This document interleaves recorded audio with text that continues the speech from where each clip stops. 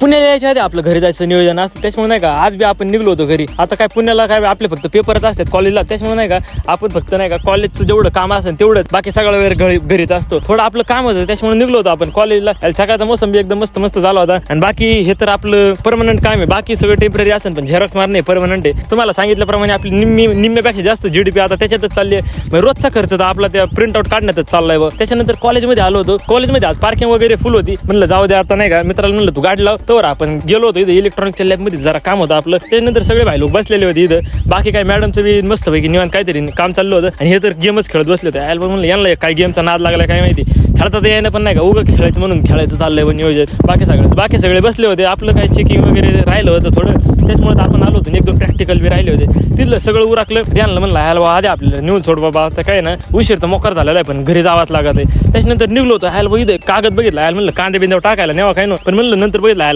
कागद आणि शर्ट तर सारखा दिसतोय बा. त्याच्यानंतर नाही का डायरेक्ट आपण इथं आलो वल्लभनगरच्या बस स्टँडला. यायला बा म्हणलं इथं आलोय खरं, पण इथं नाही का एक बी बस दिसा बा आपल्याला, एक बी बस लागलेली नव्हती इथं. त्याच्यामुळे काय करा तिथल्या मॅडमला तर मॅडम म्हणलं 10-15 मिनिटातच ऋषी थांब, 10-15 मिनिटातच बस बी लागत. बस बी आली, बसमध्ये गाडी जागा बी होती. त्याच्यामुळे नाही का निवांत नाही का विंडो सीटला बसलो होतो आणि निघलो होतो आपण. काय मेट्रो स्टेशन म्हणजे पार करत मेट्रोच्या खालूनच सगळे कोण जावं लागतं. त्याच्यानंतर इथं जरा शिरूरच्या पुढे आले, जेवणा खावणाला थांबले होते. म्हणलं चला भेळ खाऊन घेऊ, कारण भक्त मोकार लागली होती, कारण सकाळ धरून काही खाल्लेलं नव्हतं आपण. ते बदकबी मध्येच एंट्री मारली होती. आयला म्हणलं काय आहे बदका, आता इथं एकावतं पार एकाला चावायलाच लागले होते. जाऊ दे म्हणलं बदकाचं काय का असं ना, शेवटी आपण केडगावच्या पुढे आपल्या कायनेटिक चौकात उतरायचं होतं. त्याच्यामुळे नाही का आधीच आपण नाही का पुढे येऊन उभं राहिलो. म्हणलं नाही का परत गाडी बिडी जर हुकली ना तर ताणून नाही, परत आपल्याला तिकडे पुणे स्टेशनला उतरायला लागेल. पुणे स्टँडला नगर जरी असलं ना तरी तिथं पुणे स्टँड आहे. जाताच म्हणलं आपली लिस्ट तर काय भेटायची नाही, पण नाही का एक आपल्याला टेम्पो भेटला होता. त्याचा बी ड्रायव्हर कुठं गायब झाला होता काय माहिती, तो बी आला नाही. आणि इथे एक गोष्ट बघा ना, म्हणजे नाही काय इतके दिवस झाले बा कोरोना जाऊन, म्हणजे जवळपास आज 5-6 वर्ष झाले असतील, तरी बी कोरोनाचे बॅनर काय जायना. म्हणजे